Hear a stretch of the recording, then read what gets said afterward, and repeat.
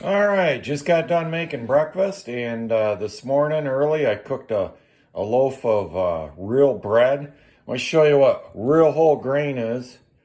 This is a loaf of my whole grain rye bread. There's a little bit of whole wheat in it too, so I buy whole wheat flour. Whole wheat flour should have the endosperm, which is the inner part minus the germ. They take the germ out of whole wheat if you're going to store it on the shelf because it would make it go rancid. If you want really, good 100% whole wheat with everything in it, then you got to buy the wheat berries and grind it yourself. I don't have a grinder that does a real good job. I put it in the blender, but don't grind it as good.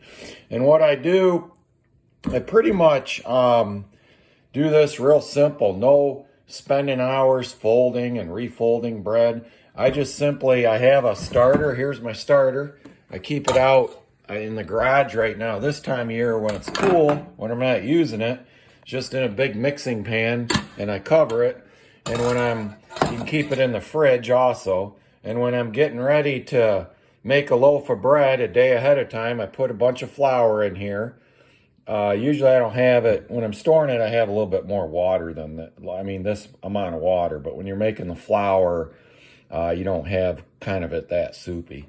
And then I'll add about half flour, start mixing it with a big wooden spoon, add some water so it mixes good, cover it, let it stay indoors in room temperature, and let it sit for maybe a good part of the day. I come back at night. I take a little mini loaf bread pan. I line this with parchment paper, pour it in the pan lined with parchment paper. Otherwise, a lot of times it sticks. And then I let that rise overnight, and it'll rise a little bit if your starter's working good. And because that's what you're doing. This is a sourdough, so I'm not having to add any yeast. That's why it's so simple. And the nice thing about the sourdough is it won't mold on you. This thing can sit on the counter even after I slice it open for a couple weeks. It just will get really hard, like croutons or whatever, or like toast. But it's not going to rot because it's fermented. It's got that natural yeast in there that kind of protects it from rotting and getting mold and all that. So that's what I'll do. Then I'll let this sit overnight. Then I will take that mini loaf filled up, put it in this pan, and cover it. Big old roasting pan. And then I put it in the oven at 500 degrees for an hour. And that's very simple to make. I mean, doesn't take much at all. And this type of bread will fill you up. And I did that video about traveling, eating while traveling the other day. So I eat bread, but if I eat bread, it's this type of bread. I mean, it's real bread. You're getting real grain. You're getting real nutrition, not just all the starch. Your refined flours, even if a lot of times you go to the store and it says whole wheat bread, it's not whole wheat. It'll have, maybe if you look in the ingredients, 10% whole wheat added to it. Okay, but then it has all the refined flour and all that, because most people want a very soft, mushy bread. This bread's going to be somewhat difficult to cut. You need a good knife to cut it, a good bread knife. It's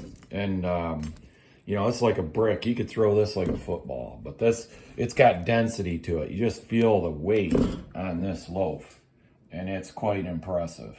But it'll fill you up and give you real nutrition, fit for human consumption. So this kind of has a nice belly on it, a little serrated. Your regular bread knife probably is not going to do that good a job. And what we look at, this is called, what bread makers call a crumb shot, a shot. So you're looking at the crumb, and like my sister's a big bread maker, and she's the one who got me doing this. I mean, she does it way more complex, a lot of folds and stretches and all that, but she's experimented even with non-gluten breads and all that just for the hell of it. A lot of your gluten-free breads have a lot of tremendous amount of starches in them, you know, to depend on rising. Tapioca starch and all that. So they're not healthier for you than whole grain breads at all. They're just an alternative if you really want bread, but you're still just eating a gob of starch and sugar, which the non-whole grain breads have. So if you really want your bread and toast, and the ingredients is water and flour. Nothing else, water and flour. I didn't add anything to this.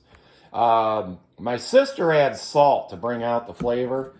And I know salt does bring out the flavor in a lot of foods, so I guess you could add salt. You can add, I've added things like seeds, nuts in there too, raisins. You can do all that. But this is, I've only done rye and wheat. But like if you go to your main chain grocery stores, look for the whole wheat flour. Bob's Red Meal, I know, has ground, they actually say it contains, you know, the endosperm and the shell of the wheat, you know, and it's real whole grain. Some flour manufacturers still sift out fiber, you know, bran at a different degree. So that's why you always got to be cautious, make sure you're really getting what whole wheat is. And I mean, just simply peeling off a piece, you wouldn't believe the flavor of this. It really is good without even anything added. Now you put some butter and honey on this or something, or some preserves, out of sight. It's a real meal. It'll fill you up.